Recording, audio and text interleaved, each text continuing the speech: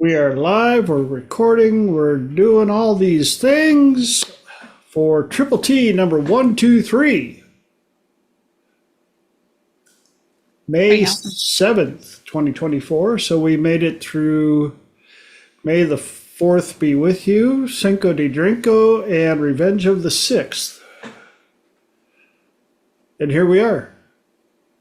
For those of you that are just joining in for the first time, my name is TJ Zeel. I like to call myself a professional problem solver, which I always have to follow up. No, I don't know everything and will never claim to. I just have a unique way of asking lots of questions, helping people get the solutions and answers they are looking for.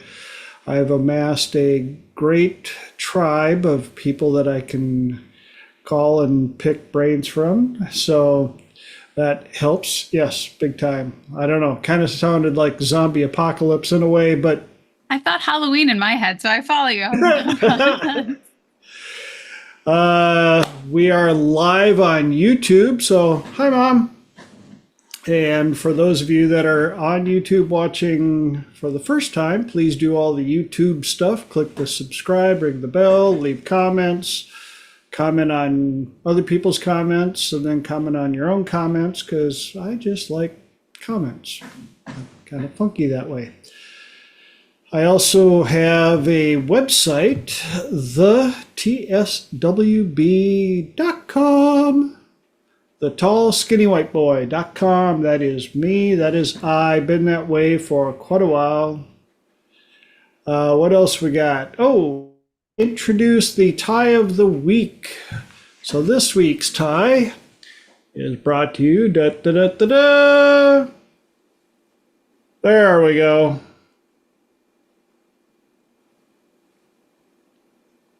Very appropriate considering baseballs. You know you love him. If you don't know who he is, well, it's probably pretty easy for you to scroll to your birth year on the computer. You're probably like click click versus some of us that are like, are you kidding me? In fact, one of my friends at Home Depot pointed out to me what I just really didn't need to know. I'm older than a Happy Meal. Yeah, I was like, wow, thanks. I feel much better about my life in a certain way. I'm not sure. So there's that. Have your questions, your topics ready for hour number 2. For those of you that are brand new to this or watching, this is the first recording you've watched, give you a little insight as to how this works. First hour, I've got 3 topics that I have come up with to talk and teach on. And then second hour is open mic, open platform for anybody on the call. So if you've got questions, please join us live. Costs you nothing. You don't even have to know how to spell NLP. We don't judge here. And if you go back to some of the older ones, who's the expert? It's the person who's a half a step ahead of the rest of the crowd, and sometimes that can be a 5-year-old. So join us. We'd love to have you here. Other than that, who's got something they'd like to share? Ahas, epiphanies, cool stuff from the last time we were here? Anybody? Yeah? No? Okay.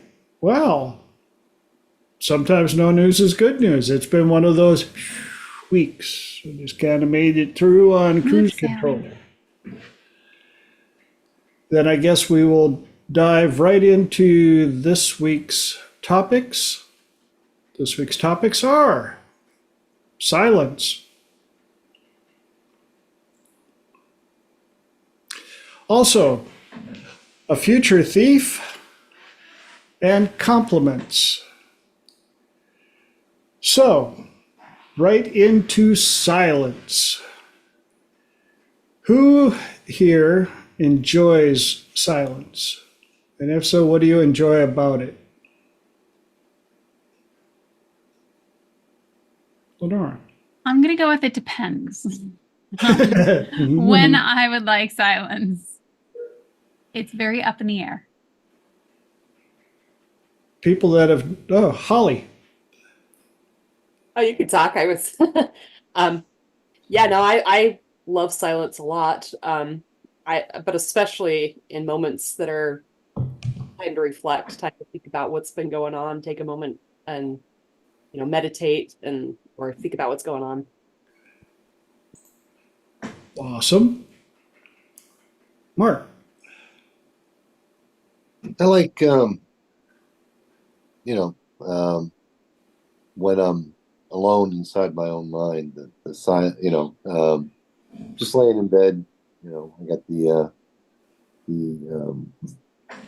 noise blockers in at night, so I don't wake myself up by snoring. Just being shut off from everything. I like the silence inside my own mind. And, it's all me. There's no, there's no clutter. And I like that kind of silence. Right on. Mike, glad you could join us.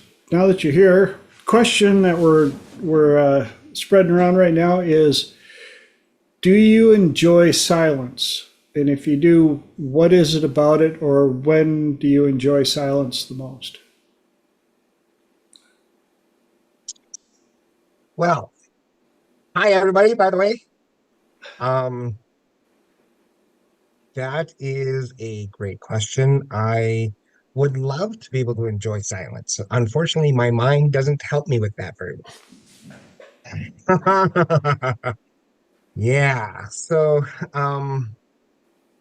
I find that silence can be comforting.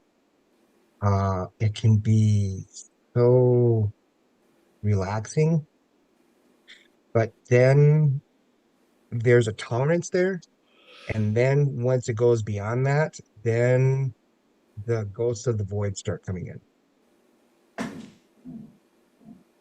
And Yes, so that's when I have to be more mindful of having a structured silence opportunity to ensure that if the ghosts start coming back, then I am ready for that, if you know what I mean. I do. Thank you for sharing that. Sure. Now, you're still in Minnesota, right, Mike? North Dakota. North Dakota. Yeah. Close enough. Kind of. No. Yes. I'm from Minnesota. Yes. And ironically, the quietest room designed specifically for testing capabilities is in the Twin Cities, Minnesota. Hmm. And they said that people can only stand to be in that room for a maximum of like 3 minutes, and they're like, okay, enough. Absolute. They said it's so quiet in there that you can literally hear blood flowing through your veins.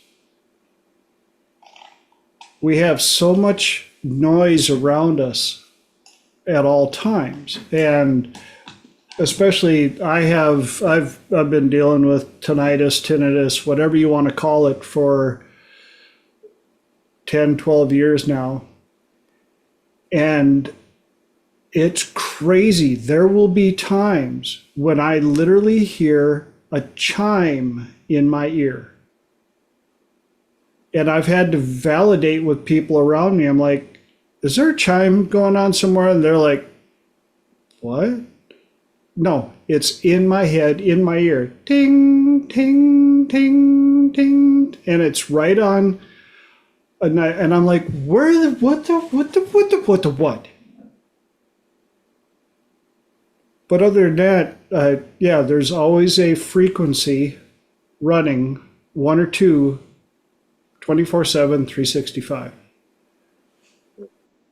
And I don't know if it's fate or karmic humor or whatever. I always used to say that for me, silence was the loudest thing ever.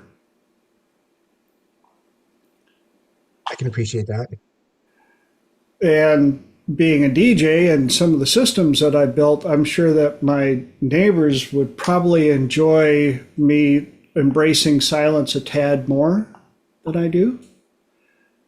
But hey, they listen to good music, whether they want to or not.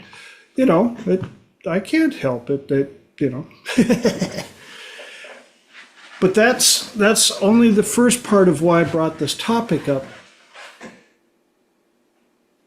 I think we forget about the power of silence for so many other applications. One, conversations. How many times have we been guilty of waiting for the other person to shut up so that we can say what we want to say before we forget the thought that's in our head that we want to talk about? And it can be a challenge because it proves at that point that we're not silent in our head at all. Our mind is so busy trying to be the interesting one. Oh, I've got a story for that. Wait, if you would just be quiet so I can invade and you be quiet.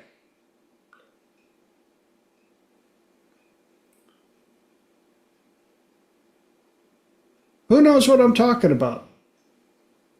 The other time that silence works extremely well, of the many, is in confrontation. Oh, I know. It's an art form. Yes, very much so. And I'm trying to remember who I learned it from, but it's amazing how in martial arts, certain martial arts, you learn to let the other person expel the energy and you simply deflect it. And in doing so, they will tire themselves out much quicker. The same with verbal jousting.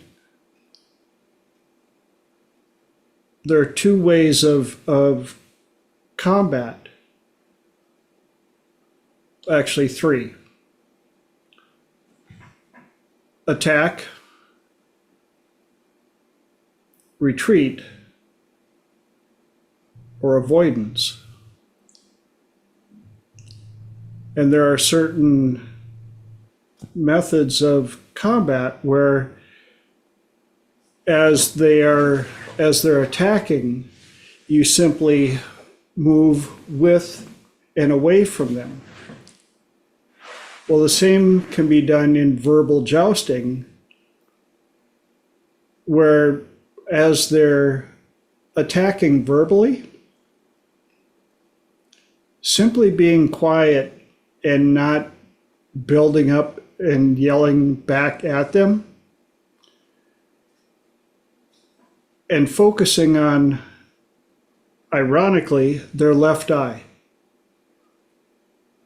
Holding a strong stare directly at their left eye while they're having their rant. And following up with, depending on how, if the attack is personal or whatever, wow.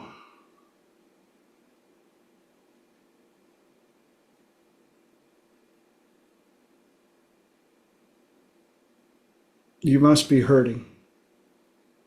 Notice the pause in there?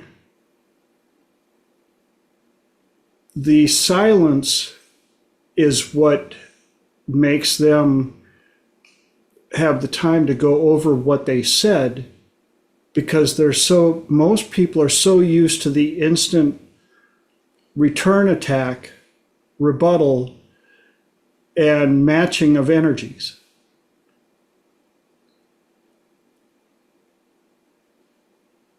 There are a number of other approaches for verbal jousting as well. I know I've had my fair share. But the one that I've seen used, and when I've watched it being used, I ain't gonna lie, I was like, ooh, wow. Because for most people, especially hotheads, it's so unusual. They're not quite sure what to do with it.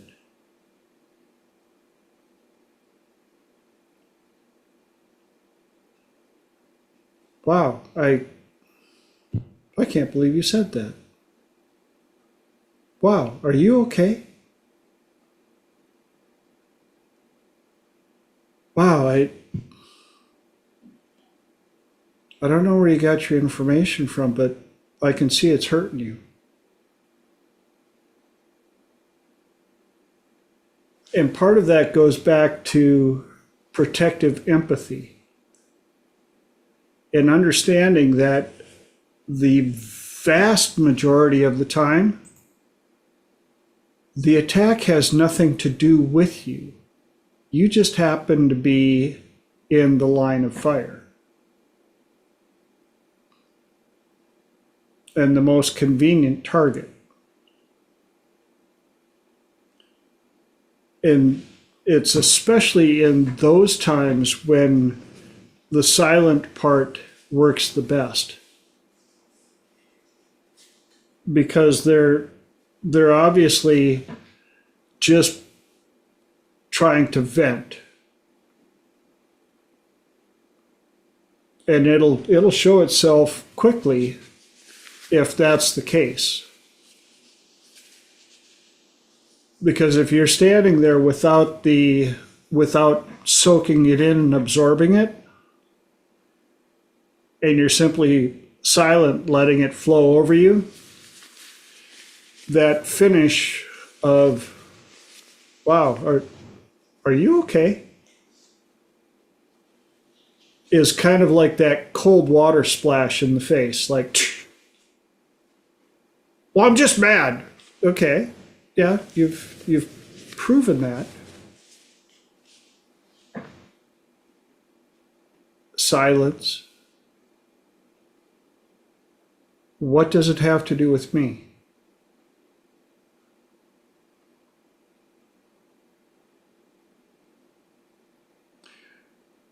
The other time, any questions, comments, epiphanies on that part so far?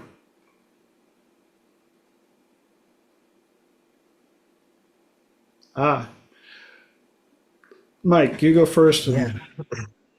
Okay. Well, I just kind of want to squirrel off of your most convenient target and or the target that has the pattern that has been tested by them that they know how they can manipulate. And also that you've been tested um, on your pushback or your defense systems. So then you fit that victim pattern and they know how to work it.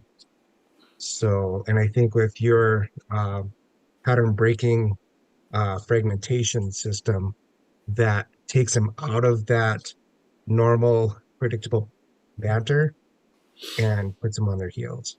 Yep. And Lenora put in the comments, for those of you that are watching the recording or watching live, you can't see the comments, but it was, yes, but some of us may have trouble holding the frame. How long do you hold the frame? Or how do you hold the frame? What it's going to come down to is working on that concept of protective empathy. The more you understand the concept of a scorpion does what a scorpion does, especially if it's angered. If you take a scorpion in a jar and shake it up, does it care who shook the jar? No, it wants to attack the first thing that it is close enough, because that's all it knows what to do. And so when you understand that, it's one thing if you full out did something obviously life-threatening, stupid in front of somebody, and they're full of passion, screaming, "What the hell were you thinking?" That's on you. You've got part of that. But if they're just angry about something and they're yelling and inside you're like, what the what? That silence inside and given the pause and not interacting with their energy, I've found it many times to be true. You look at some of the people, even like negotiators, people like that, are very good at the use of silence. That pregnant pause, they call it. Well, I had nothing to do with it. I knew nothing about it. I'm innocent.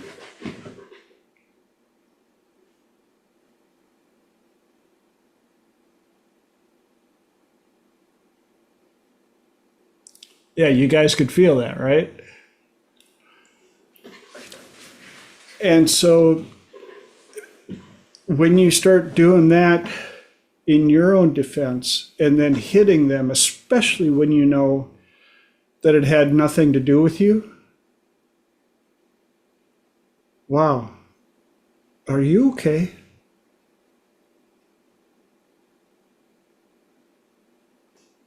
Lenora.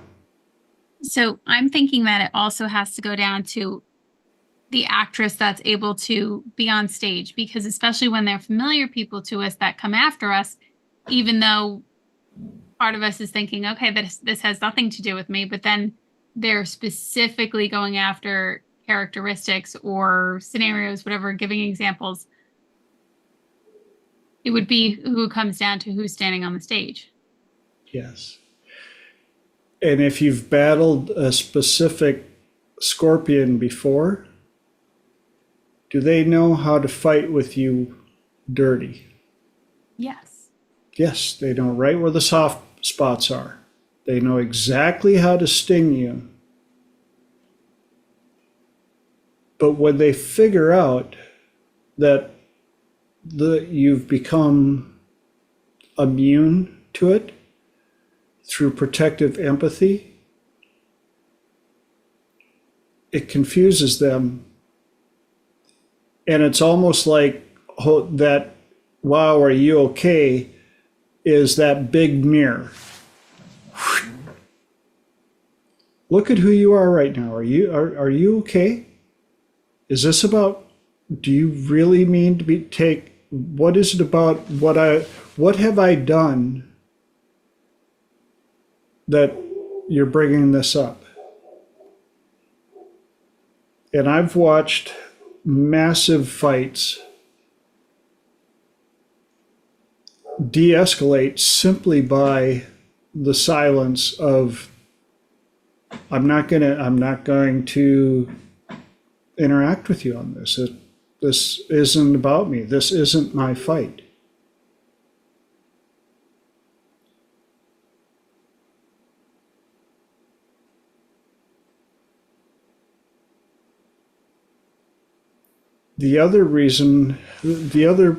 Any questions about that before we go on to another aspect of using silence?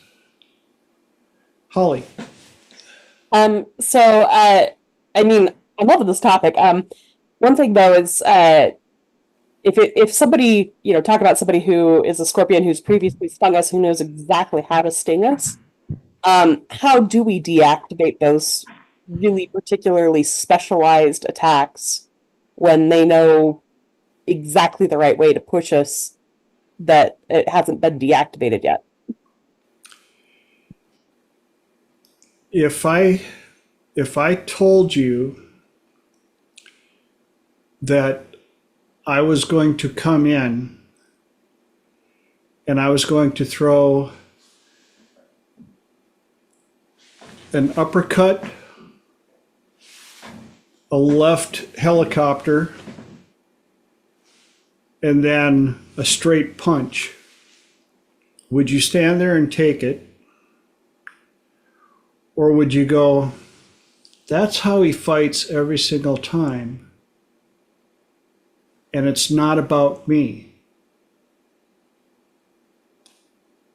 And you can back up enough mentally to go, they attack me over the same things.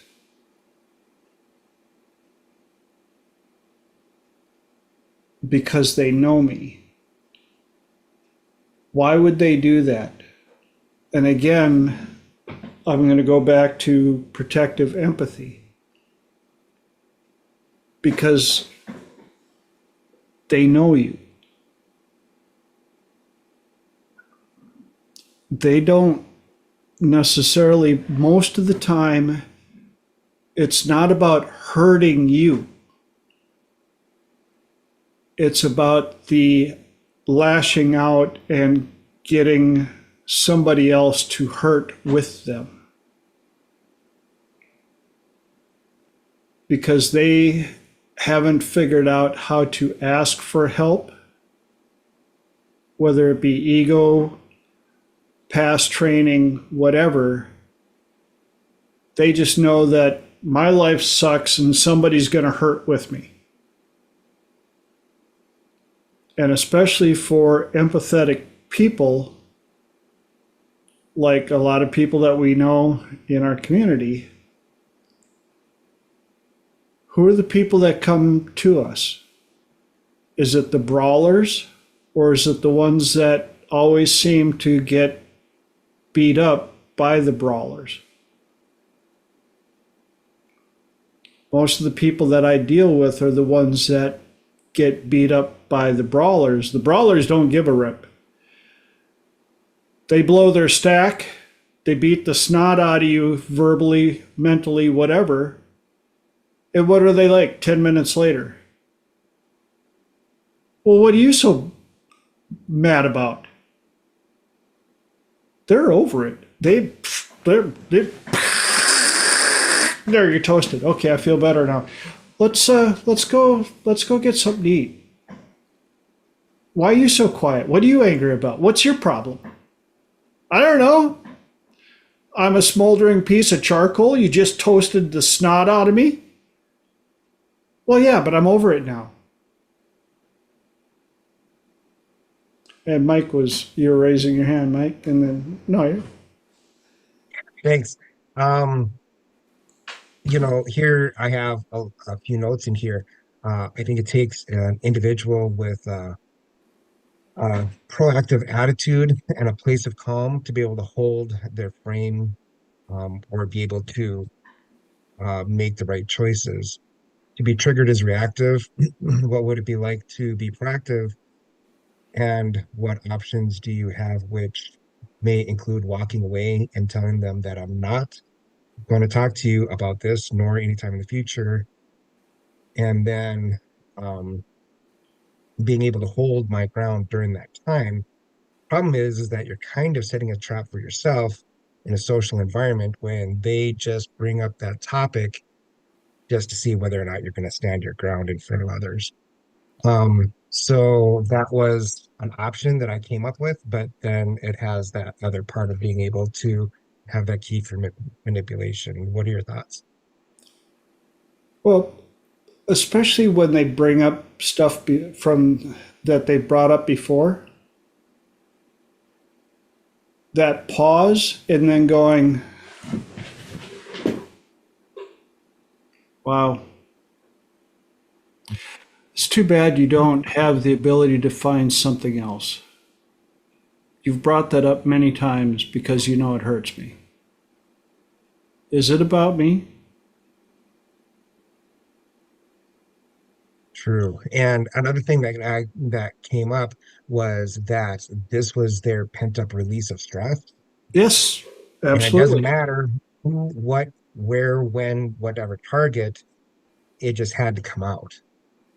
Um, and then after that, then in their calmer mind, they don't see, you know, you know how that goes. So, Yep. um, yeah. Here's another scenario, and everybody's gonna have something a little different. Obviously, this is not a one and done cure for everybody, but especially for when you're dealing with the hotheads. One other one is like, again, the pause, looking them straight in the eye, and finally you go, wow, seems like we've been here before. Tell you what, why don't you get back to me in about 10 minutes? I'm going to go now. And you just excuse yourself. But the 10 minutes, you put that as, no, I'm not going to interact with you.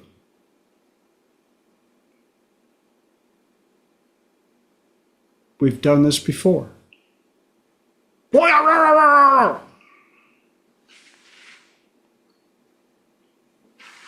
See you at 6:41.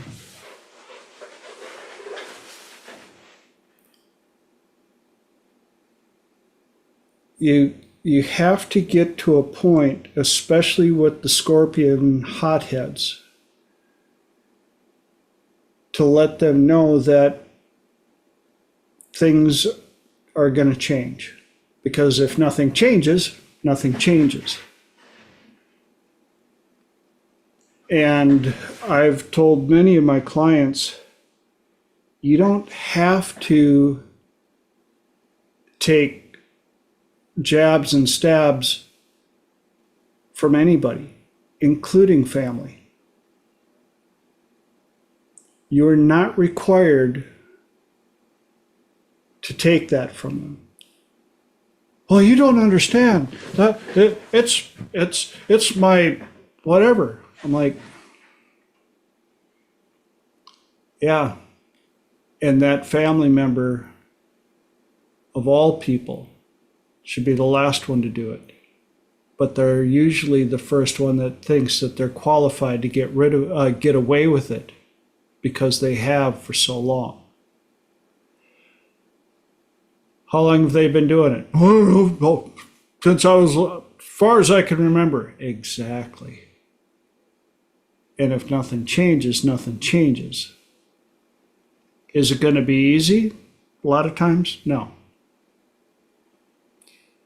But at some point, you have to understand your health, mental and physical,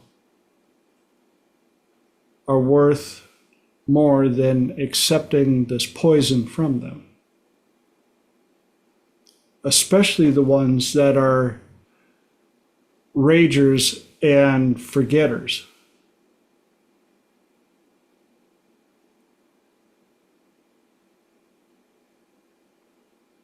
Tell them they're either going to need therapy or they're going to have to find somebody else to go beat up on.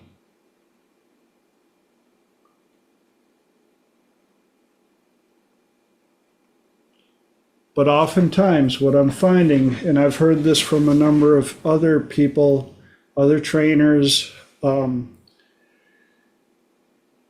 learning the power, and this isn't, squirrel just delivered to me. This isn't the wilting down silence. This isn't being attacked and going,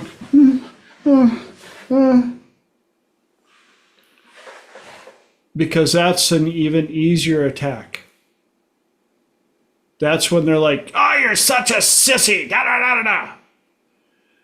That's why the straightforward, stern look of really, really,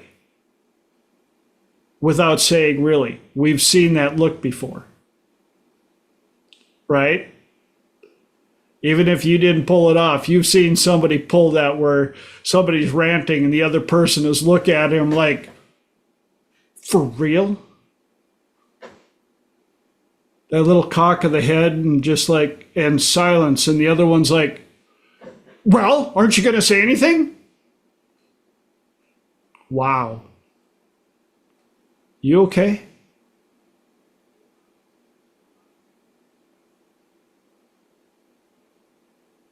Are you okay? Well, what's that supposed to mean? What is this about? Well, I'm just angry. Yeah, and you've got a shitty way of handling it.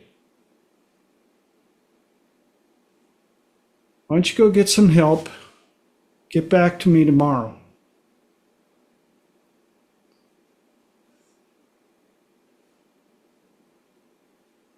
Yes, chunking up versus letting them chunk you down.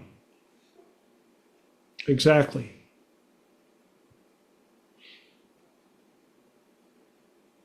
Lenora.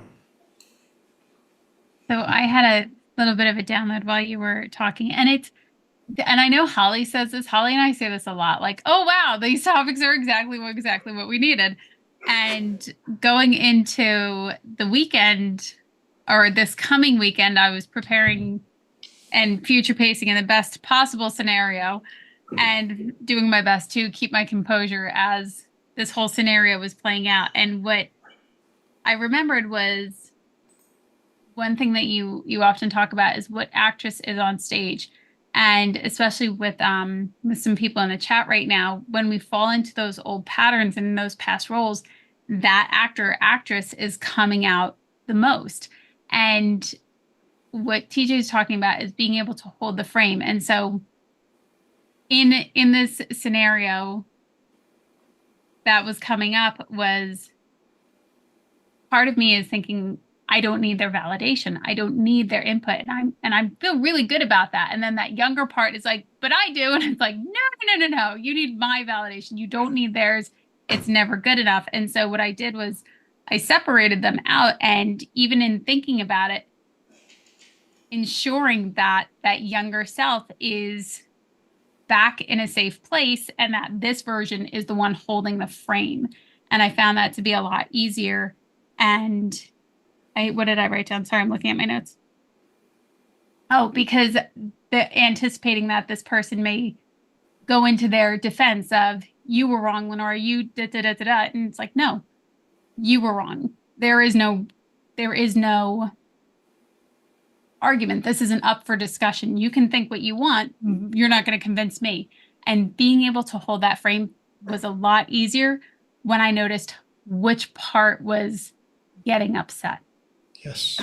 And then it was able to much easier be able to navigate around it. So hopefully that helps people, especially when we're in those areas of being able with those very personal people who knew us when we were younger and had that ability to do that, getting that younger part to safety, even if it's on the bleachers somewhere, go sit over there for now and hold this.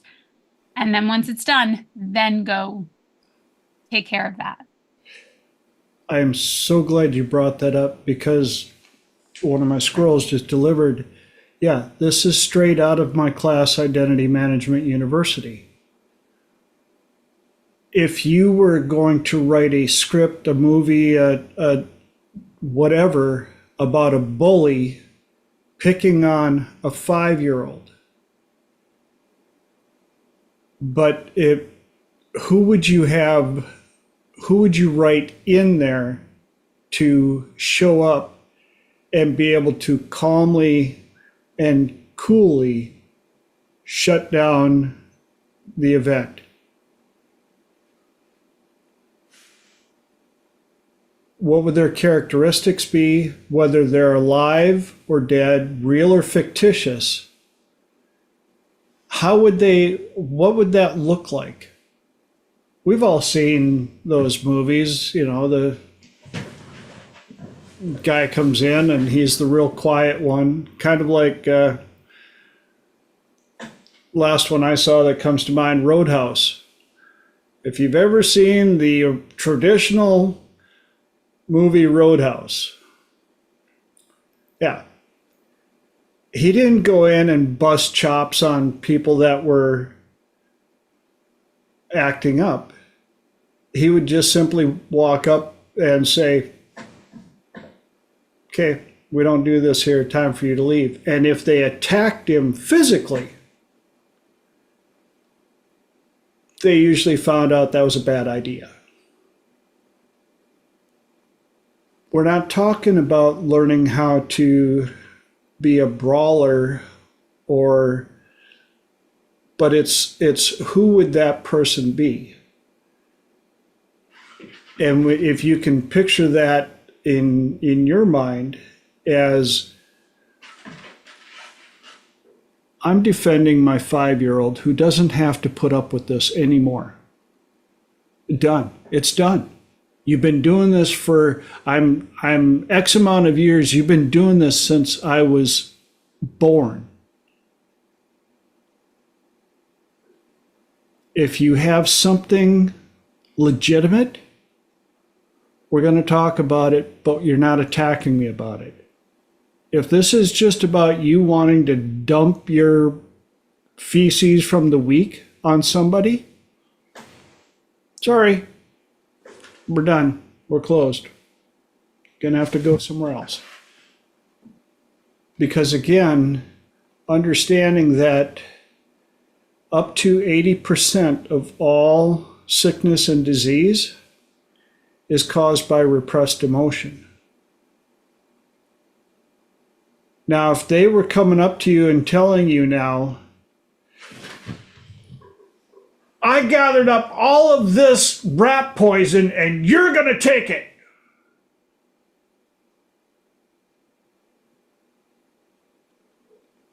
No. You've been doing this for how long? Well, you don't, what am I supposed to do with it? Not my problem anymore. Not my problem. I've got enough of it to kill a small island infested with rats, thanks to you. And I've gotten rid of it. I disposed of it. Maybe you could learn how to dispose of it as well. I'm not going to help you dispose of it. I resigned from that position today.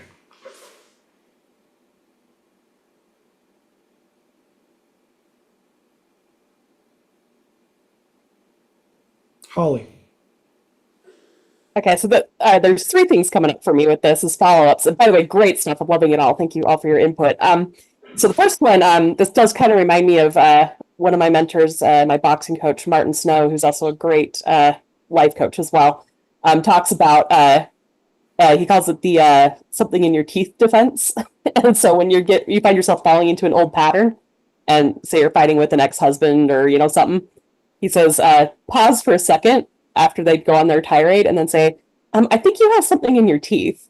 And it's amazing how differently that conversation might go. But there are places in my life I can remember that I've used this successfully. For example, at one of my jobs, we had a customer that was really, really mad, called in the first 2 seconds, I could tell, I knew what her problem was, what the answer to her problem was, but I could also tell she was going to go and go and go. And I was all by myself answering phones, and all of a sudden I had a line of people in front of me. So I just set the phone down to the side, let her go, because she was talking loud enough I could hear her, with the phone down, waited on 3 customers. And then as soon as I heard her pause for breath, picked it up, responded. But it was amazing because I could tell it was not about me. It was, as soon as I had the answer, she was so thankful and, flipped on everything. She was in a much better place. I had a solution for her.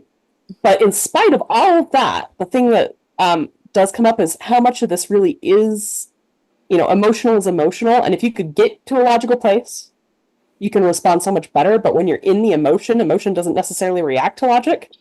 And the reason I'm thinking of that is because I had someone in my life who knows exactly how to press all my buttons. Mm-hmm.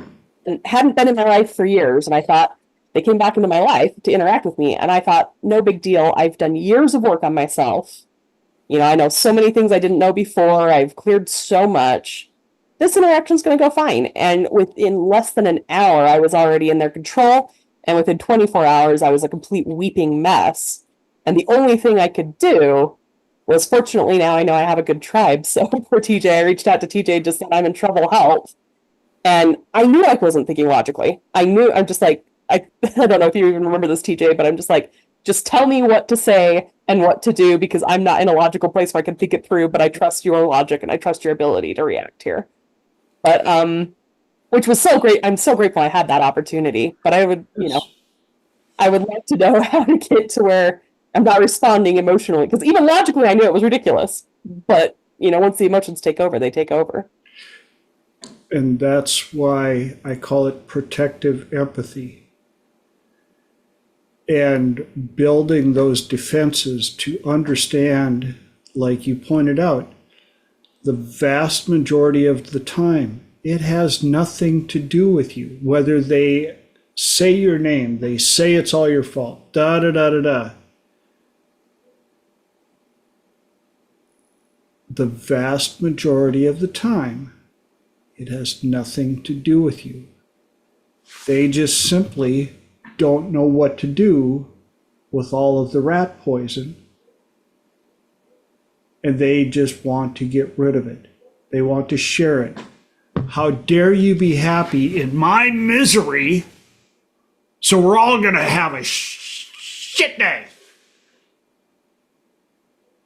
Well, thank you for including me with that, but you know what? I don't play that game no more. I've had enough of it, and you know what? Your feces really tastes bad. You got to change your diet. And I love that state change that you pointed out, Holly. You got something in your teeth? What?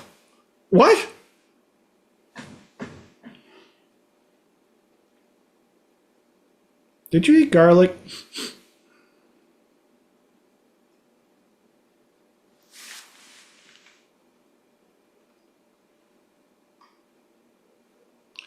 Yes, Mike. I think a lot of this comes from their insecurities and feel better knowing that you are run down and you do not have the presence of mind to be able to challenge their position. Protect yourself by knocking down others' defense. Yes. Again, you're an easy target. They know your buttons. They know that they have you in this position. They are here. They've always been. And they can dump on you because it's really easy to dump on people below you, right? You just tip and let gravity do it. But when they start dumping and you're like, I'm not down there anymore. I don't play that game anymore. And you shouldn't either. That was another one. Wow. You're better than this. Are you okay? Wow. You're better than this. Are you okay?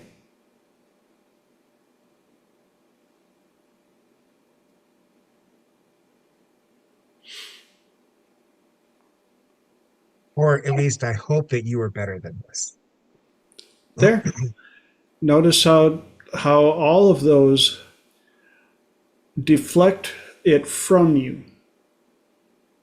It's simply, I'm not taking this. This isn't about me.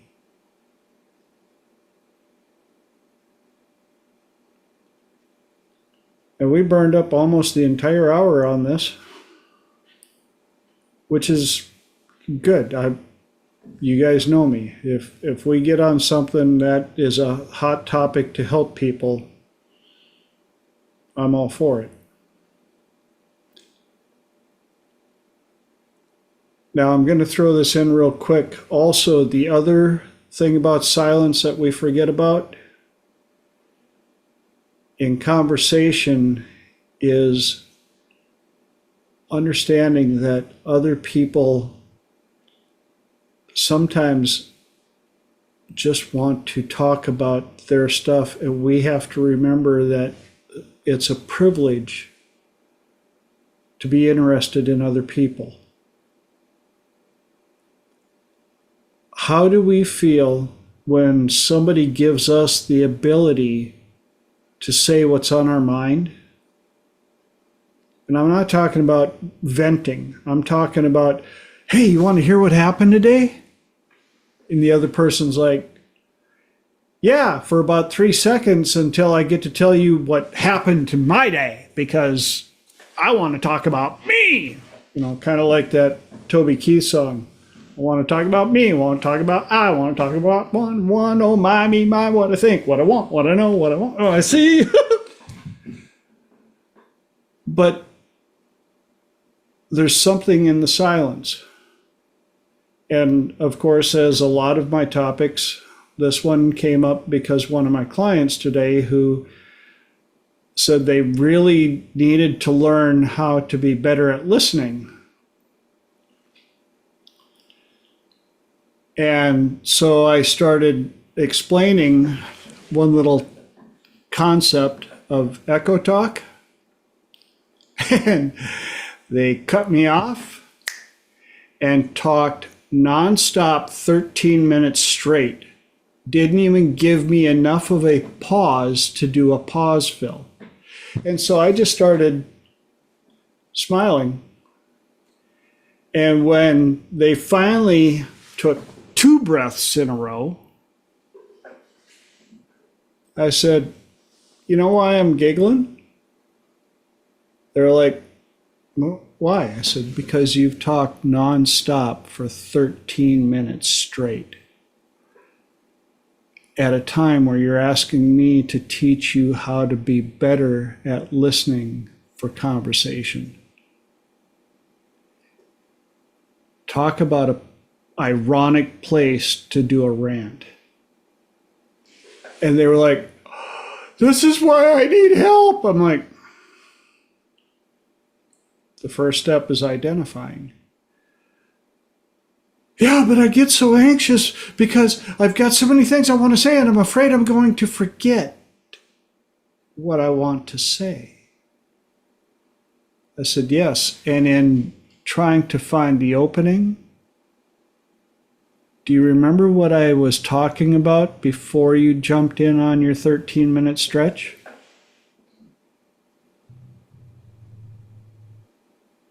No. I said, exactly. You weren't listening to what I was saying. You were listening for an opening for you to hijack the conversation so that you could talk. It had nothing to do with listening to what I was trying to tell you. And in doing so, you missed half of the lesson. How many lessons have you missed because you shut down the other person before they could even get to the part that you would have found vastly interesting? And in doing so, if you shut down people enough times, what do? And exit. Because then you're just a speaker. You're not a conversationalist, you're just a talker. The power is in the silence, the listening, and getting really good at echo talk. What do you have to do to be really good at echo talk? You got to listen. You got to hear the words that are coming out their mouth so that you can repeat them. I thank God constantly that I learned how to get really good at echo talk, because it taught me how to hear words, not sounds waiting for a break for me to talk. And I will admit, there are times it is a challenge because I'm human and I got this thing up here that wants to just share stuff. and it will be yakking a trillion miles an hour. And I'm like, wait, shut up. I'm trying to hear what they're saying. It's just, but oh my, oh, and this, oh,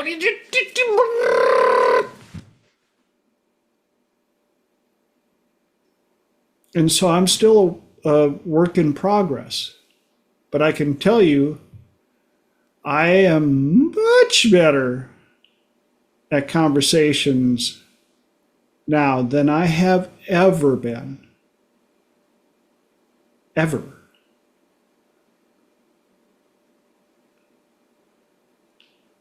And that leaves me 5 minutes to try and get in 2 topics. And then the second topic, a future thief. If you knew that somebody was going to break into your house 3 days from now and steal very precious things from you, what would you do?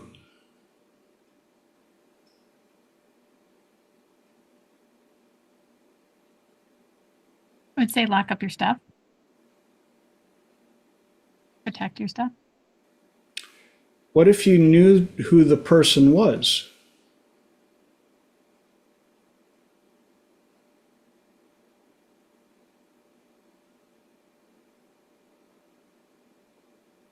If I had evidence, I'd call the cops on him and see if I could get him arrested before it happened. Okay. What if you found out that person was you?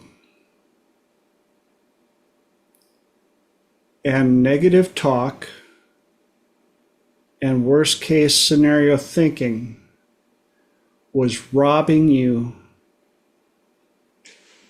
of so much stuff.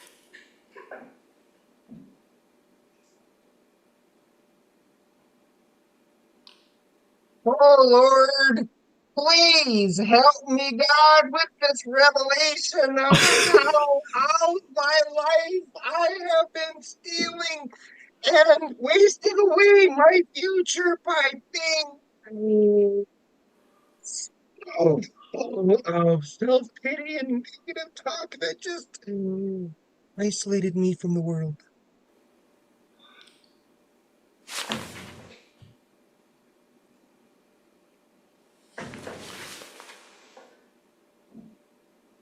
The worst thieves that I've seen have been inside people's heads. Those of you that know me, how often do I call you guys out on stinking thinking? Worst case scenario, self-talk, limiting beliefs, excuses. Yeah, but you don't understand. My dad used to sit. Yeah, used to. But you don't understand. I grew up in it. Yes, you did. Are you over the age of 18? Now it's choices. What's a habit? I love when I found that one out. A habit is something you do without knowing. Once you know, it's no longer a habit, it's a choice.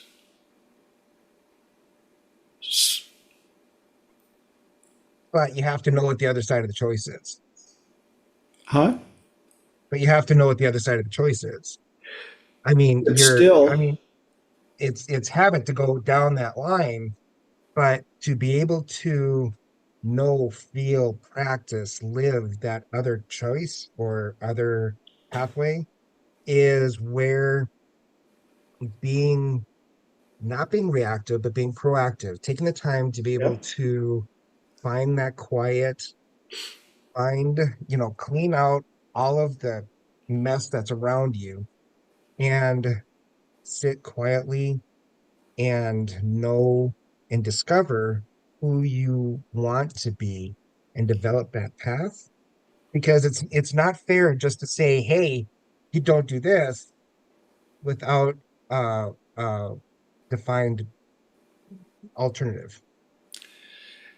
Yes. But and now you're absolutely correct. You know what one of my favorite ones is?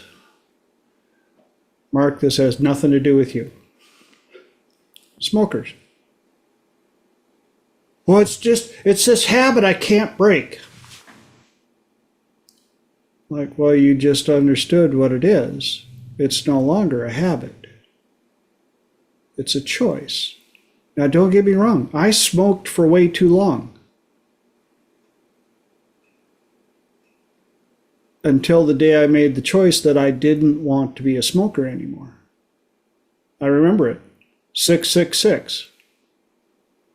June 6th, 2006. 666 was the last time I've had nicotine.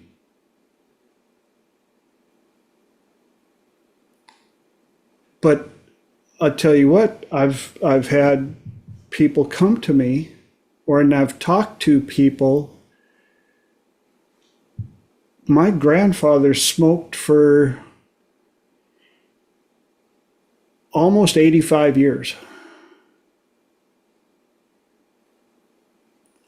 And a study up in upstate New York about a small village where people lived for stupid amounts of time, like everybody, triple digits. The medical facilities in the village and in the area was laughable. It was there for accidents, broken bones, stuff like that. Had nothing to do with cancers or anything like that. And when they studied, they were like, oh, these people must have impeccable habits and great, da da da. No. Worst diet ever. Drank alcohol like crazy. The vast majority of them smoked.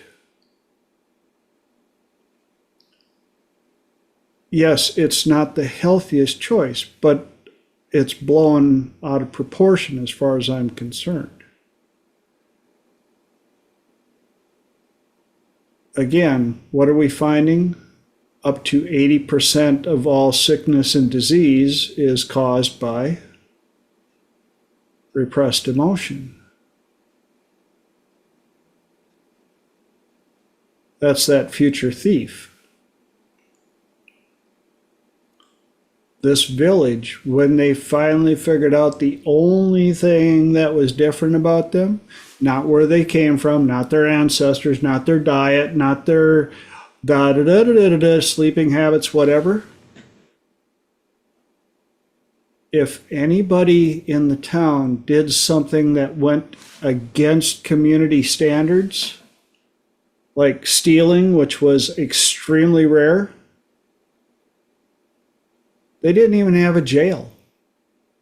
They brought the person into the town square, and everybody loved on that person and said, we know this isn't who you are. We love you anyway. It was just something that you did. It was a choice that is not really in line with who you are. And they would hug on each other and compliment each other and celebrate with each other. None of the houses had, the vast majority of the houses didn't even have locks on their doors. Didn't need them.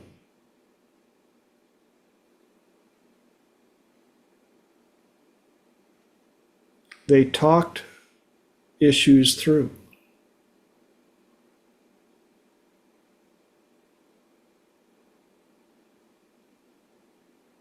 Mike. Once again, returning back to community, reaching back to finding support, strength, and inertia from others where you're weak. Yeah. Community. And they decided to leave the luggage from their ancestors where they moved from back there. And they all supported each other. Thank you, Lenora. Yes. That's why tribe is so important. How many people on this planet? If you don't have a big enough tribe supporting you, learn how to go out and meet people.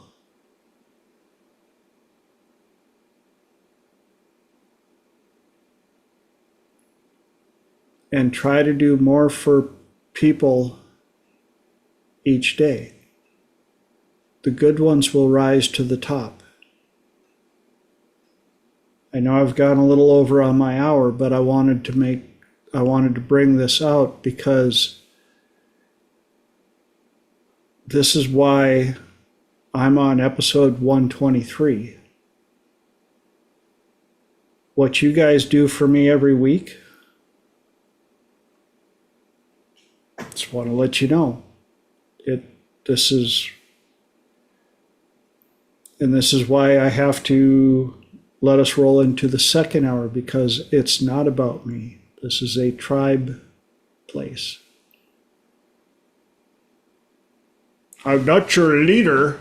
I just happen to be somebody who comes across some funky stuff and wants to share it with you, and you guys keep coming back for more. So thank you.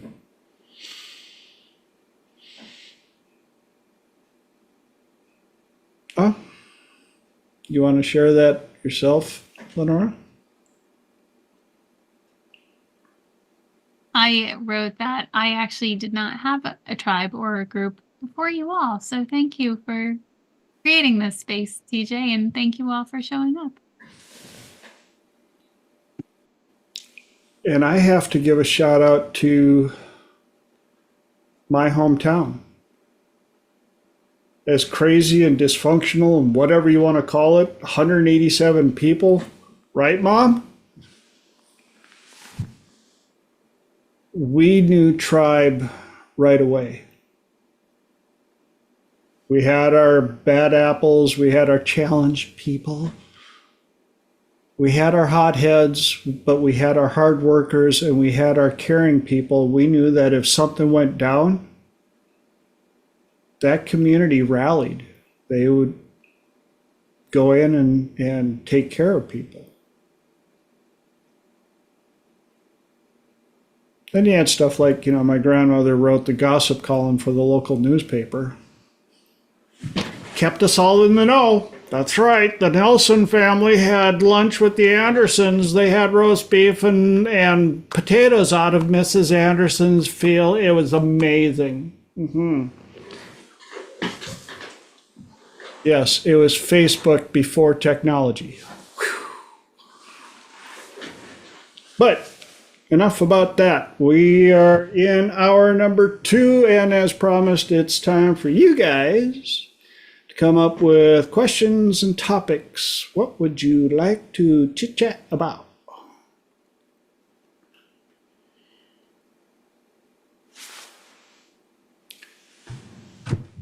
Now, here's the funny part. We always get silence here, and I'm so glad Mike raised his hand, because for those of you that are watching for the very first time or this recording, the reason I laugh is I know at least 4 of these people on here have booklets of questions, and then I ask that question, and then they go into polite chipmunk mode. No, after you. No, after you. No, I didn't want to jump right. I didn't want to steal the show. I just wasn't. So, Mike. Okay, so I have a pattern of wanting to do a project, wanting to fully engage in that project, think that I have done all the planning and all the prep, but have not really done enough of the forethinking of what will be coming up or can be coming up. And when I do launch, then I end up problem solving so many of the things that should have been uh, pre-discovered and pre-analyzed and pre um, uh, managed or plotted for.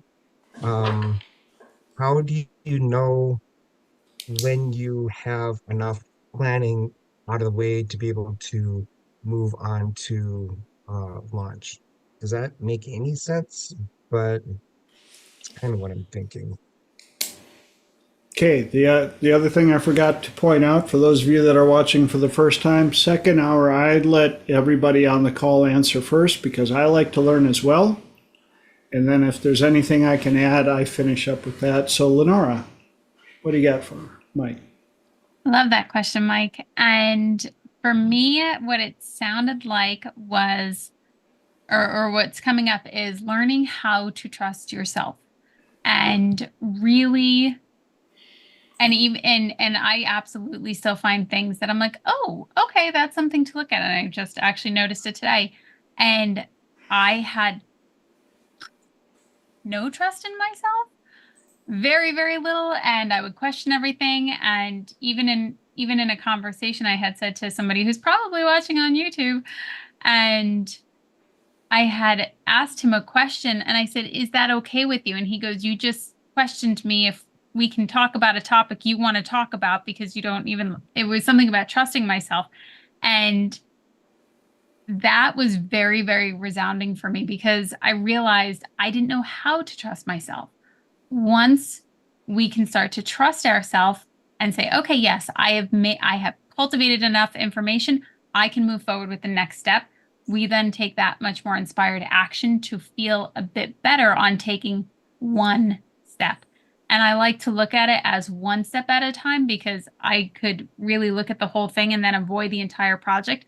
But if I can just sit down and just do one thing, and I can say, okay, let me dedicate 20 minutes to this, and I will just do this one thing for 20 minutes and see how far I can get, it helps make it a lot less overwhelming.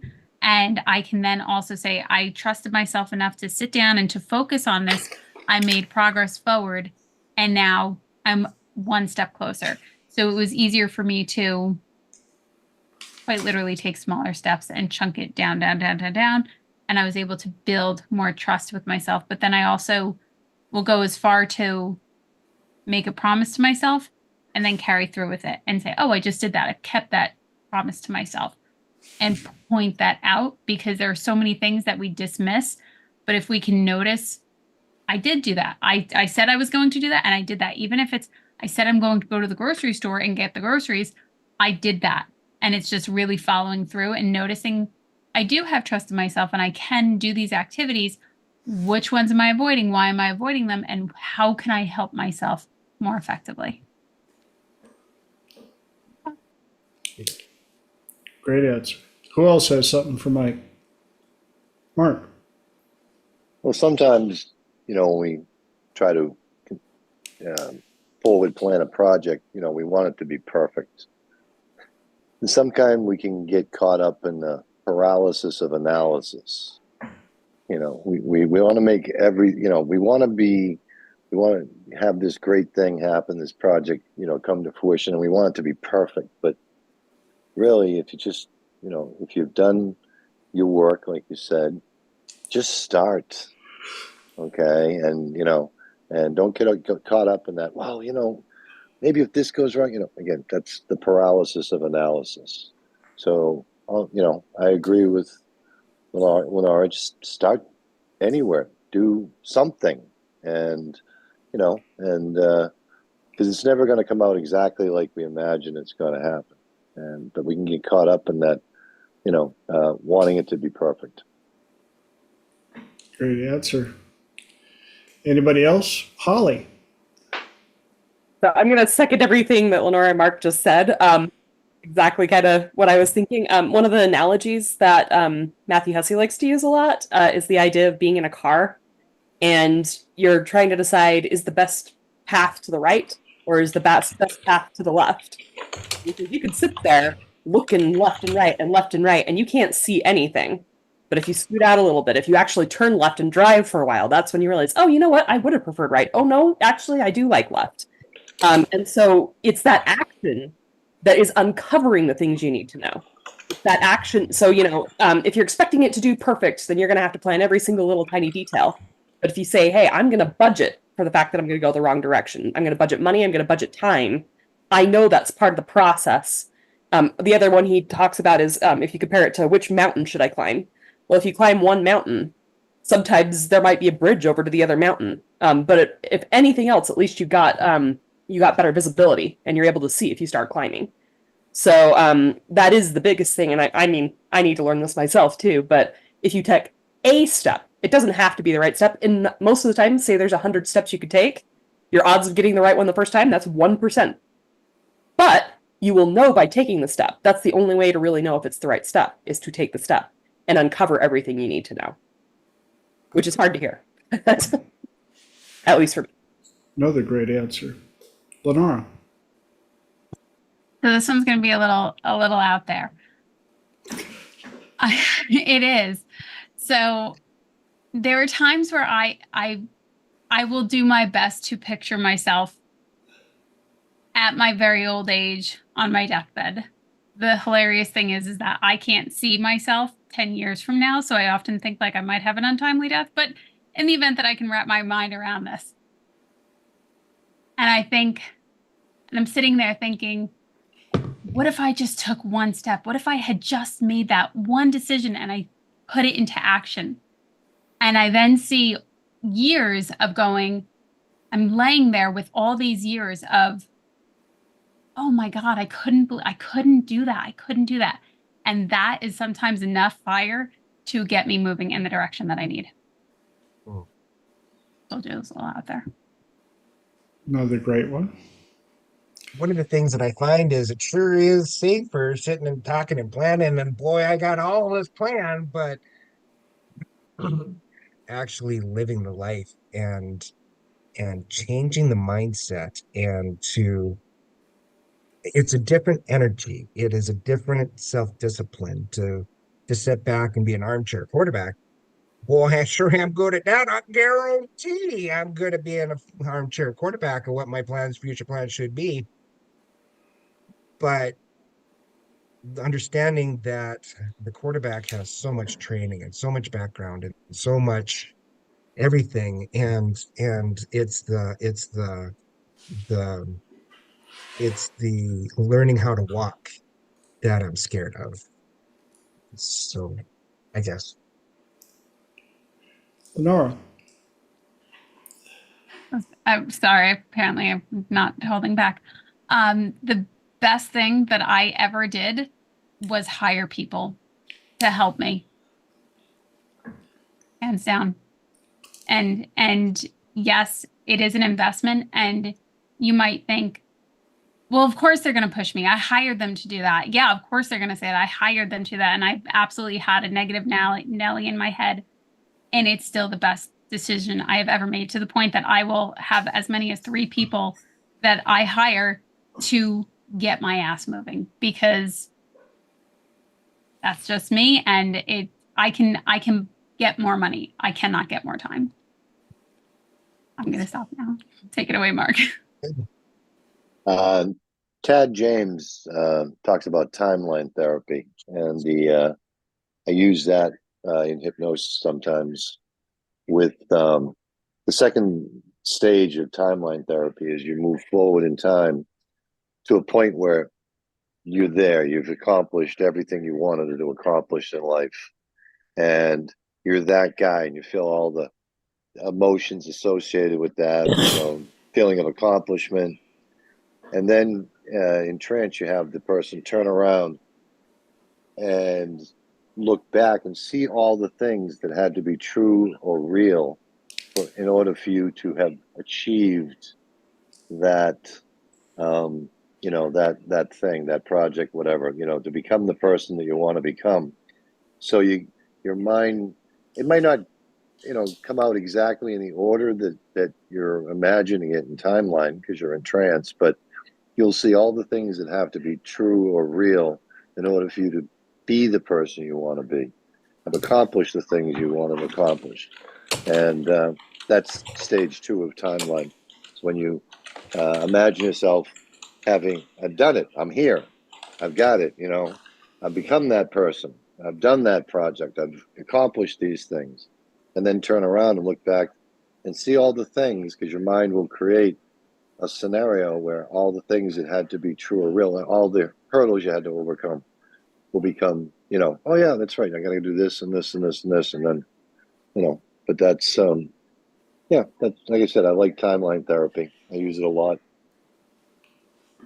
Thank you. Holly. This is kind of repeating a bunch of stuff that's already been said, but just another thought that came into my mind that people talk a lot about. So, for instance, if you think of an airplane flying from one place to another, what percentage of the time is the airplane pointing perfectly in the right direction? Almost none of it. This kind of gets back to the car analogy again, too. But, you know, if you're driving at 40 miles per hour, odds are that you're constantly correcting. You don't even know it. Your brain is just doing a bunch of micro adjustments to keep you in the lane. But if you're moving at, 5 miles per hour and you get off, you spend a lot of time wondering about things. So anyway, I had someone once talk about in business, it's not necessarily your ability to point in the right direction to have the perfect plan that matters. The two things that matter are, one, how fast are you moving? The faster you move, the less the little detours matter. And two, your ability and willingness to correct course. So are you paying enough attention to realize that you're paying attention to the feedback that you're getting? And as long as you're paying attention to the feedback and you are experimenting with different directions to correct course, and as long as you keep moving, those things matter way more than having just the right plan and moving in exactly the right direction. Awesome stuff. Lenora. Love what you guys share. Thank God these are recorded because I do go back, especially the next morning. I do go back and I do listen for pieces that I missed. The other one that I wanted to share, I'm going to put this one in the chat, Mike. This one is the Pomodoro technique. And when I first heard this, Dr. Nongard, Richard Nongard, he goes to me, I should charge you $2,500 for this. It's like, but I won't. I'm like, oh, okay, excuse me. And if you look it up, there's so many articles online about it. And this is a technique that you work for 25 minutes and you take a 5-minute break. You can do 30-minute increments, you can do 60, whatever it is. But what I like about the link that I just put in is that there's a timer and it gives you music. So it literally will put in, there's tons on YouTube. It'll put you in a focused state. You sit down, you do the timer, you put your phone across the room. You got to get it away from you unless you absolutely need it to do the work that you're doing. 25 minutes. Take a break. You can repeat as many times, but the fact is that you are sitting down and you're making a commitment to that time, and it's only 25 minutes. You can do anything for 25 minutes. When you can do that, you can then also write down, hey, I trusted myself enough that I sat down and I did this. This is the progress that I made. And you're reinforcing that you're creating good habits. And you also have to be just as religious on the break. It's not, oh, I'm really getting into this groove, I'm just going to keep going. When that break time comes up, you go, I'm going to come right back and I'm going to start right here, but I'm going to get up and I'm going to move. I'm going to move around for 5 minutes. Because in that 5 minutes, you've allowed your body to get back into moving energy around. Get out of the room, go outside, breathe in, do some breath work, do something, and then come back. And now you can go, and now I'm ready for another 25-minute stretch. Lenora. And I can see where, No, go ahead, Michael. and I can see where by doing that, it will strengthen my continuity muscle, maintaining continuity and has always been a difficult thing for me. So being able to come back to that project and move forward, instead of coming back in a couple days or whatever when the mood strikes, to be able to have the self-discipline to be able to have that, and reinforce that continuity. Thank you, everyone. Thanks. But we're not done yet. Lenora. I know. Yeah, sorry. This when you light something in my brain, it's like a firework. Something that used to be really hard for me, and I can see my difficulties now is I'll sit down to do something or I will have the best intention to do something. And if it's like, you should go bake, that's a habit for me that says, oh, Lenora wants to procrastinate. And that is a big red flag for me. So I literally will have to sit there and go, okay, why am I avoiding this? What is going on? And I will have a whole conversation in my head as to these voices that are going off of, what if this happens? What if this happens? Da, da, da, da, da, da, da, da. And in some cases, if you don't take care of those first, this is never going to get done. So if you can take the time that says, okay, we're going to do our best today, and literally, and I call it kind of, taking that emotional hygiene and that early pause in the morning of, we're going to do our best today, and quite literally calming myself even before it starts, resetting the system and really noticing this is what we're going to do. Here's how we're going to do it. And talking kindly to myself and taking that care of that part that may be up in arms about it. When I can calm that, I can move much more easily, much more effectively. If I don't stop to do that, this will be harder for me. So these are all phenomenal strategies. If you notice you have certain behaviors or like, yeah, I could go and do 45 other things before all this because that should be the last, and then you don't get to it, something else is going on and you need to address this before you can address that. But what will be the beauty of it is that when you address this is going to go so much better. It's a good one. Holly. I keep having a million things coming into my mind too, but just on the idea of procrastination too, and I need to find it. I had a book of what to do when you're procrastinating, but just a couple quick things to go into it. So one, ask yourself, am I currently connected to my why for this project? Because when we're connected to our why, and if it's a really strong why, we will jump right into it. What the problem is we get disconnected from the why and get caught up in the what and the how. And that's when we start procrastinating. Another one is, what is the literal tiniest step I can do to take action on this? And I cannot tell you, it sounds ridiculous, but I cannot tell you how many projects I had that were big Excel projects usually. And I would get so overwhelmed and planning and trying to get started. And I would ask myself, what's the literal smallest step I could do? And I'd say I could put my mouse over the Excel icon as step one. And step two is I can double click on it. I would double click, and the next thing I knew, the project was done. It was literally just that first step of, and I didn't think that, if you'd asked me, it's like, well, I don't know where to start. I don't know how to get started with this project. It's such a big project, all these little things. And literally opening Excel, and my mind would just take off, and I didn't even know how it found the next step. But it just was getting started was the hardest step. Going to the gym. What's the literal, I could find my gym shoes. It's amazing how many times that tiny thing.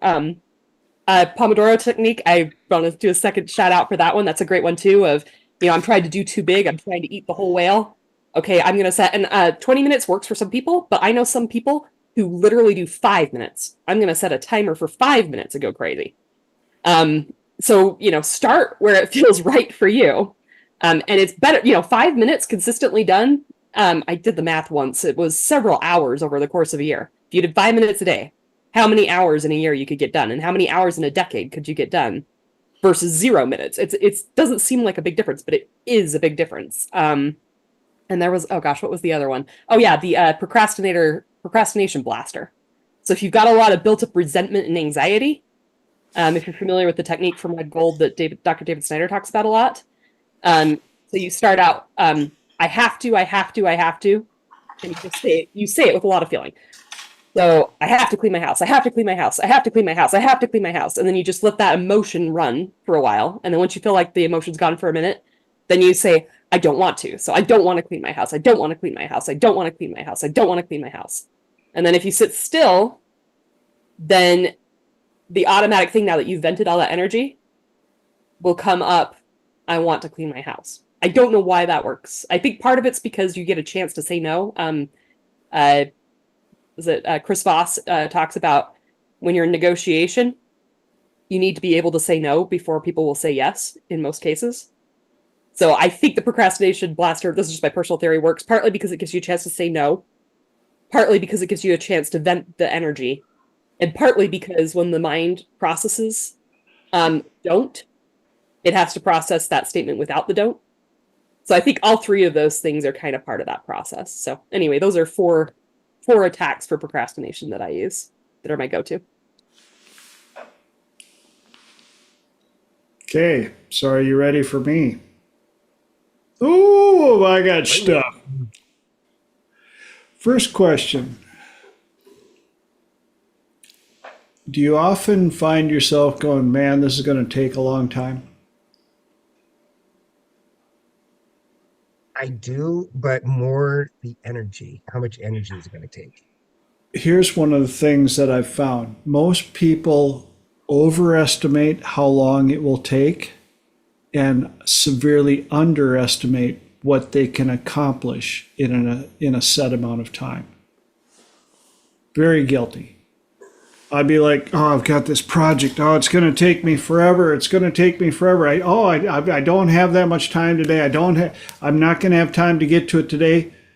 And then all of a sudden one day I'll be like, and I got to get this done. Boom. What? 15 minutes? I've been putting this off for a month for 15 minutes of work. And so I've gotten to the point where I'm like, now I'm going to see how quickly I can get it done. Not how much time it's going to take me. I want to see how quickly I can get this done. Next thing, I've got a whole list here, so that's one. Who do you have for accountability? Who do you announce certain projects to? This is what I want to get done. And it ties right in. Do you have lists, priority lists for the day? Yeah, I know. I saw that, but like, yeah. And what I've found, true enough to be true, and I don't remember exactly who brought this up, if you have more than 3 priorities, you don't have any. Now you can chunk it down, and I've taught this to especially a number of the students, is write your first 3 priorities of the day. Get up, go to the bathroom, make your bed. Pretty easy list, right? But you get to mark things off of your list first thing in the morning. Yeah, okay, I got that done. Now what's my next 3 priorities? Shower, breakfast, get dressed by X time. Ching, ching, ching. Got that done.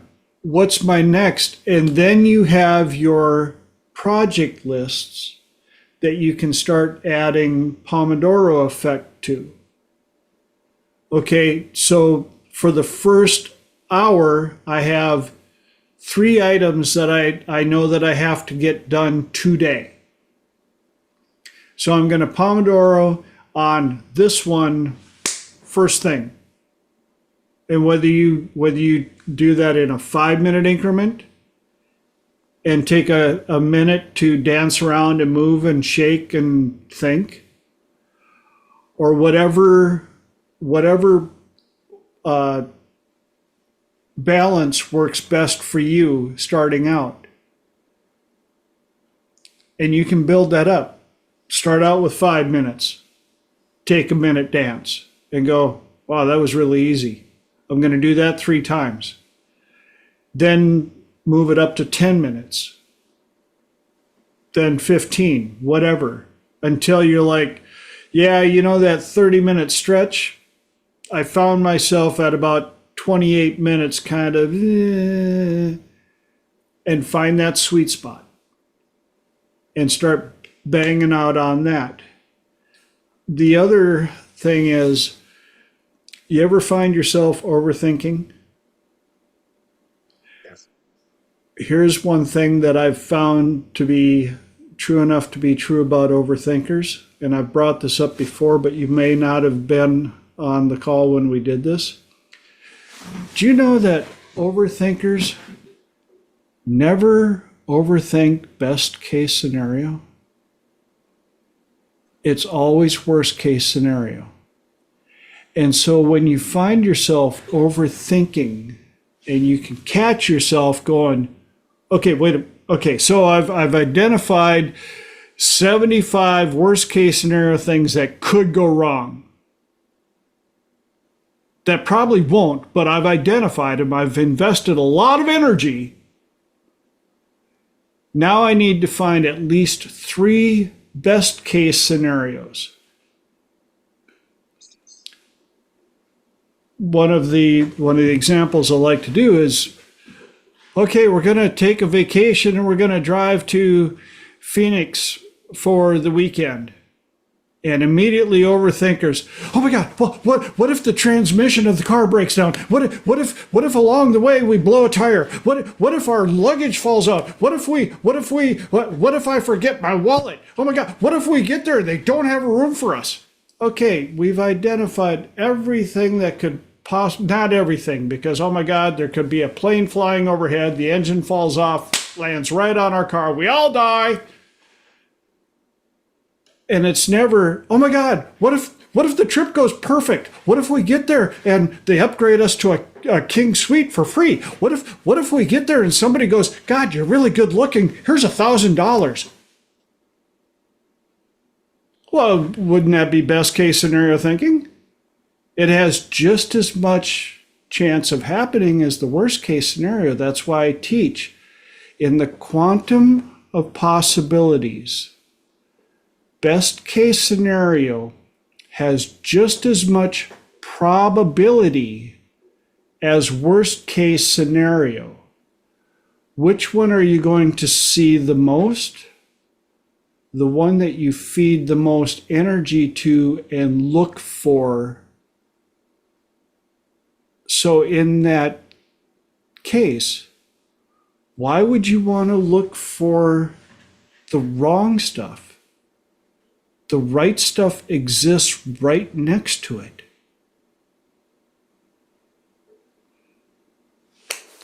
And I know Fran had her hand up, so Fran. Well, you kind of switched topics as well, but I was going to my old hackney focus on procrastination, if I can go back to that. Yes, yeah. Those that have heard this before. But my favorite procrastination buster is creative procrastination, which is where you've got a list of the jobs you hate and you're putting off and you don't want to tackle. If there's one that you are avoiding so much that you're just not getting to it and it feels bigger than Ben-Hur, like you said, you're the size of the problem that you don't want to do always feels much bigger. If you go on to a different job and just think, blow that job that I really ought to be doing. If you just distract yourself, do something else productive and positive, the how-to of the job you've been really dreading sorts itself out in the background while you're doing something else. So you actually get maybe your second worst job done without even thinking about it. And the job that you thought was going to take 14 hours actually gets shrunk down to 40 minutes. So while you're not thinking about it, because it gives that space while you're focusing on another problem for your unconscious mind to just get on with the how to in the background, and you've got your solution by the time you've already done something. So you feel doubly good that you've completed your second worst problem, and you've got the solution to the one that you thought was bigger than Ben-Hur, and it's actually not. I had a job that I really believed was going to take me at least 14 hours. It really took 40 minutes Yes. after I stopped thinking about it. And I got a huge other job done in the meantime, that if I hadn't got the worst job, I'd have been procrastinating about the second job. But 2 for 1. Great answer. I'm going to jump in real quick, Holly, and then we'll get to you. Mike, do you know the difference between busyness and advancement or progression? Busyness, I think, is just spinning your wheels, where progression is actually making progress, I guess. I've always been very good at busyness. I call it fiddlefutzing. That's from home. And it's one of my forms of procrastination. Some people procrastinate by getting comfortable and they'll Netflix and YouTube and funny cat video and the day is gone. And the work ethic that was instilled in me won't allow that to happen. So I will find things to keep me busy, fiddlefutzing, and I get a lot of stuff done. None of it's on my priority list, but I've been busy all flippin' day. And that's why I asked you about lists, because I've learned I have to put down lists and prioritize, or I will literally fiddlefutz a month away. And I will do so many things, and I will get so much stuff done, and none of the things that I really, really needed to get done. The other thing I wanted to ask you quick, and thank you for your patience, Holly, is are you a dreamer, idea person, or are you a builder, construction person? Because the world needs both, and I know a lot of people who beat themselves up because they're the dreamer, idea people, but they don't get the stuff done. And if you're one of those people, you have to understand and recognize that, and you have to make sure you build a tribe that you can give your ideas to safely, or have them push you to implement them. Oftentimes, the artistic idea type people are not the ones that are building the car. They're the ones that came up with the idea, drew the picture of it. They have no idea how to design the motor. They just know that this is what it should look like.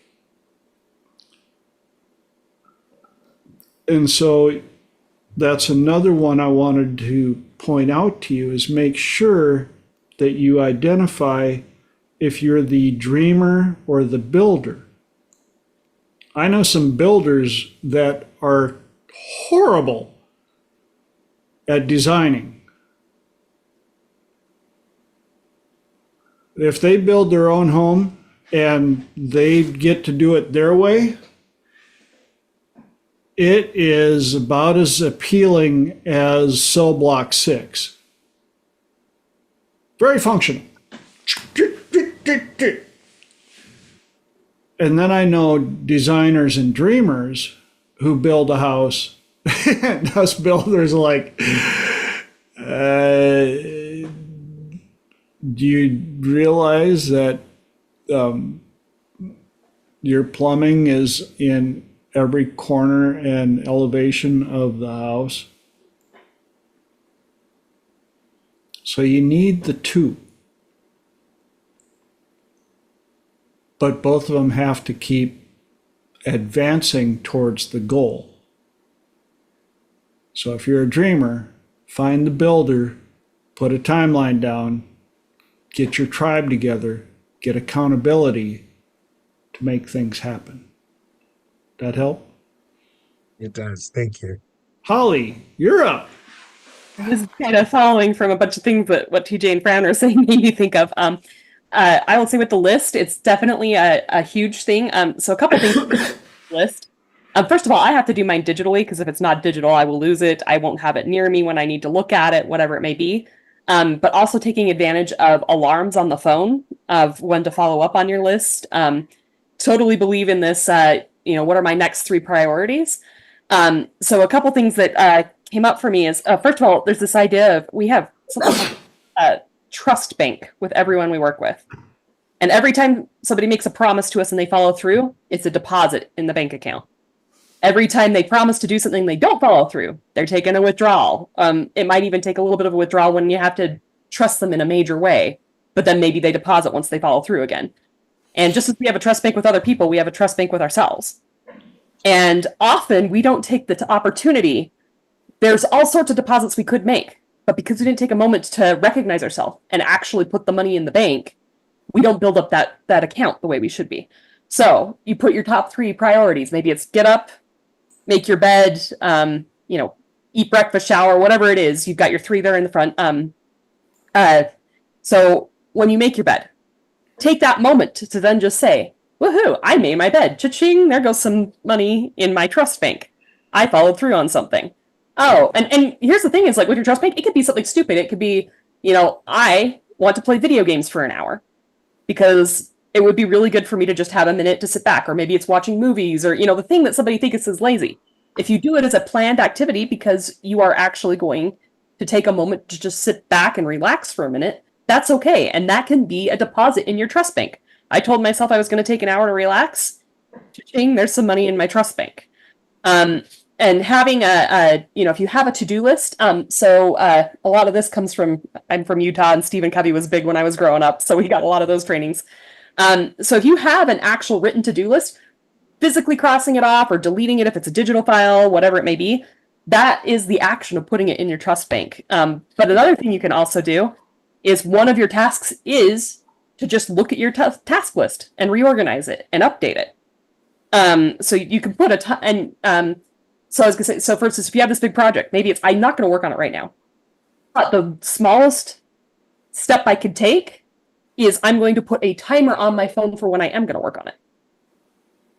And then also, as I go through my task list, I'm gonna give, so Stephen Covey's idea was you do A's, B's, and C's.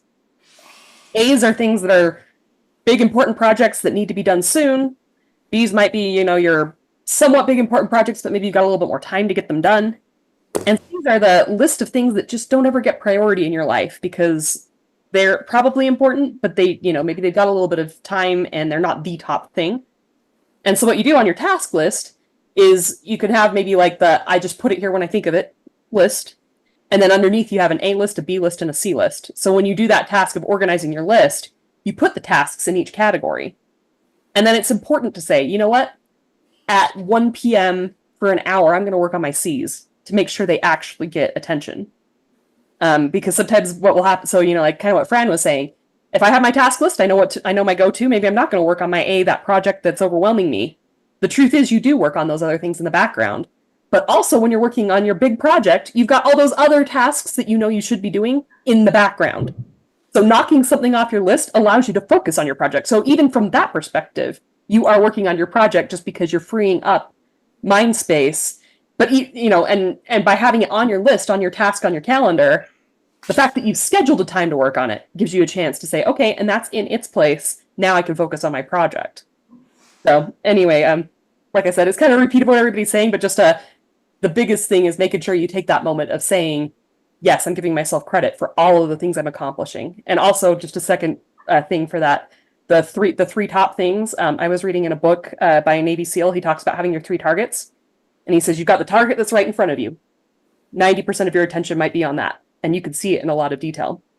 Then you have your secondary target that you can kind of see in your peripheral vision, and you have your third target that's just off in the distance that you know is there, and you can't pay attention to anything beyond that. Your mind is not capable of doing that. But know that when you get the target in front of you, you can see pretty clearly. By the time you get to C, it's not going to look the same as what you thought it looked like when you made it your C priority.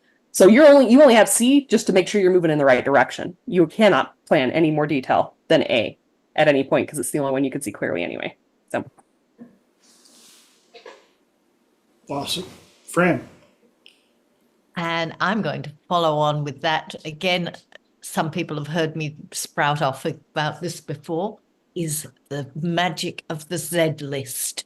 I don't know, well, Mike hasn't come in contact with the Z list yet, but the special qualities of the Z list is that you have a space, maybe at the back of a diary, that you don't look at very often, that you write down all the impossible dreams, all the impossible things, or all the things you want to do that you've got no idea how or when.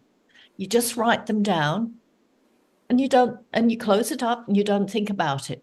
However, your unconscious mind knows it's there, and your unconscious mind is going to be just working away quietly in the background. If you go back to that list, maybe a month or maybe 2 months after you wrote it down, you will be so surprised at how many items on that list you can cross off, tick off, and say, done. How did that happen? It is magic. Use it. It's really something that's a blessing. Another thing I wanted to bring up, your reward. Even if it's something as simple as absolutely throwing your hands up and saying, yes, done. I do it all the time. But you're allowed to, and you should be, rewarding yourself some way, somehow, because that inner child loves that stuff. That's why we love getting compliments. That's why we love being told.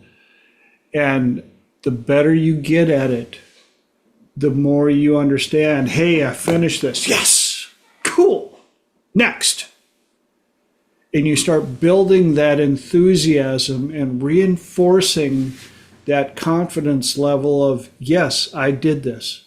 Yes, I'm able to do this. Yes, I am achieving stuff. Yes, I am getting things done. When you cross that item off of your list or you delete it off of your digital file, don't just go, Make it a celebration, like, yeah, done. Next. You're building a pleasure response to getting things done by doing that. So you having an automatic habit that's a pleasure reward. Brilliant, PJ. Love it. And that's something that in my life, I haven't liked myself enough to be able to, or have given myself the pleasure of rewarding myself. So I'm looking forward to that. Let me ask you a question, Mike. Who have you been around the longest in your life?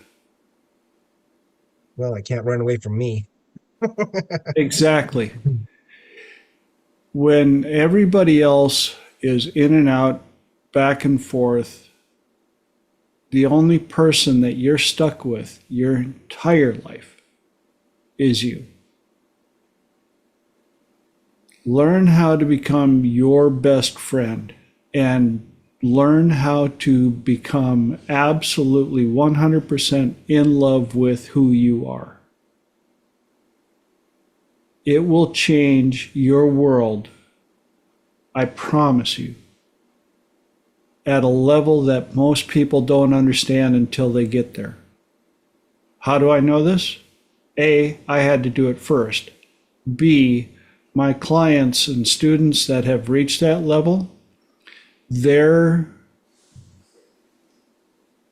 change as soon as they realized that they were not only worth loving themselves, but that they made it a priority, made themselves their priority, their number one person to be in love with, it changed everything.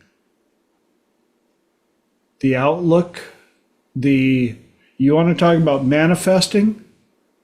When you are in love with yourself, that energy shift, life becomes way easier. Like what?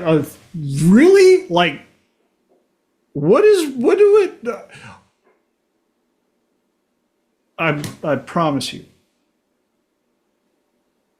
Now, that is a big ask for a lot of people, TJ. It And is some a people big can ask. only cope with loving themselves for maybe 30 seconds the first day. Great start.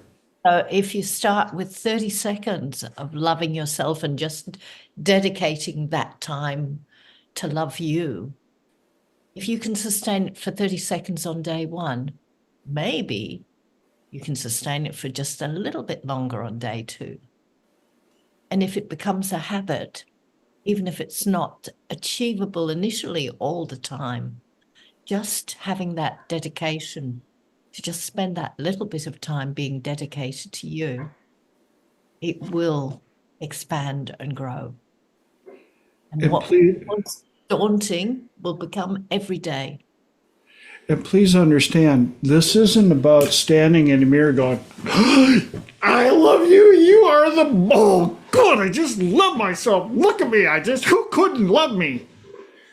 This is about learning how to do things in like Fran said, you get to a point where, why am I going to do this? Because I'm worth it, because I love myself. Why am I going to cross off these things on this priority? Who am I doing this for? I'm doing it for me. Why am I doing it for me? Because I'm worth it. I deserve this. Why am I making my bed first thing in the morning? Because I deserve it. Because I love myself. One of the things I heard was do things for the future you. If you drink coffee, set up your coffee stuff the night before. Why? Because I love me. This is for the future me. Have a wonderful morning tomorrow. I love you. Next morning you wake up, hey, it's all right there. Thank you, past me. I love you too. And not And this loops back to our beginning conversation of silence and being able to take a stand and not let the individual push you over, but you are stating proactively, what's wrong with you and are you okay? And giving that silence, that is going to be a more solid foundation to be able to do that and form that than when you have the dirty foundation and the the low self-esteem and stuff. I could see where that could apply. Yep. and adding on to what TJ was saying, doing it, not just doing it for future you, but getting into the habit so that you're doing it because it feels good. When you say nice things to yourself, because that entrainment of pleasure chemicals is going to continue to grow what you want and diminish what you don't want. Real quick, Mark, understand we are giving human beings. Oftentimes, we will give more people compliments than we will ourselves because we were told in the best intentions, I want to believe, stop making it all about you. Stop being selfish. Blah, blah, blah, blah, blah, blah, blah, blah, blah, blah, blah. It's really hard to fill somebody's cup when yours is empty. And it's not selfish to fill your own cup. I love the saying, did you know that a candle never dims by lighting others? But you have to have a flame on yours before you can light the other ones. That's what this tribe is for. This is what we get to. We have the privilege of helping others every day, anywhere, anytime, for any reason. But again, it's really hard to fill somebody's cup out of an empty one. And it is not selfish. It is not anything that is limiting your belief in believing that it's okay to do things for yourself, to make yourself feel better, to enjoy life. Yes, thank you, Mike. Put your air mask on first. Airplane rule.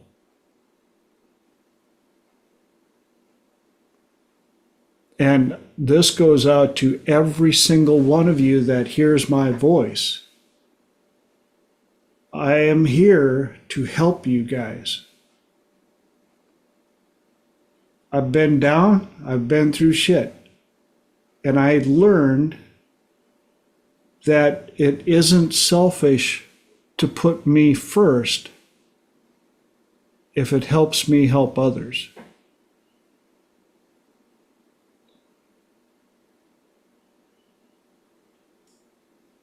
Thank you. Yeah. Thank you. Mark. So, Mike, how'd you enjoy your therapy session this evening? It was the whole hour. I'm sorry, guys. You have But a bunch of amazing people. And like I said, more particularly, like I said, this is your tribe coming together. And, just I can't imagine what this was all, again, what it would be worth in terms of monetary value, but we give from the heart, to help one of our tribe. And, that's why we're bubbling over to reach out and help you out. So I hope you enjoyed your therapy session. I definitely did. And the thing is that this gives me the opportunity to know what the other choice is. Remember, we talked about you when you're 18, yeah, you have the choice, but until you know what that is or what that looks like, and if it's safe and is the foundation there, it's not a safe choice yet. And so thank you for it. There's something else I want to point out, Mike. In asking for help, do you understand how many people you've helped? You were vulnerable enough to ask on this platform and allow all of us to share with all of us solutions that we've learned and that we use to help others. And in doing so, I don't know who else we helped. I don't know who's watching out in YouTube other than my mom. Love you, Mom. And we don't know who this recording is going to reach. That's why the second hour is so important to me. How many times have you guys on the call said that whatever topic I brought up was just what you needed to hear that week? They just get downloaded. Sometimes I come up with them, most of the time, I will say, up to 70% of the time. The first three topics show up about noon, 2 o'clock, same day. And I get into them, and then all of a sudden, oh, that was just what I needed to hear. So, the only thing that I sometimes regret, but I have to stand my ground on it because I made a promise, is I have to keep this at 2 hours, and we're out of our 2 hours. And some days, you guys know, our group, I can go 10 hours straight. I will talk, I will teach. And you put me in front of people, I will talk and teach until both of us fall asleep or my voice stops. But I want to make sure that you guys, that I respect your time. I will always say it. Time is the one thing I haven't figured out how to give back to people. You will all know. As soon as I figure that out, you'll be the first to know. But until then, I want to thank you guys for taking your very precious commodity of time and investing it on this platform. It means more to me than I have the vocabulary to express. So please take all of that, take all that you've learned, spread this around, share it with others. For those of you on the call, again, love you, Mom. And I will hopefully get to see your guys' amazing faces and hear your awesome input in another 7 days for episode 124. Until then, love, respect, all the above. See you guys. Thank you, TJ. Good night, everybody. Thanks. Thank you, everyone.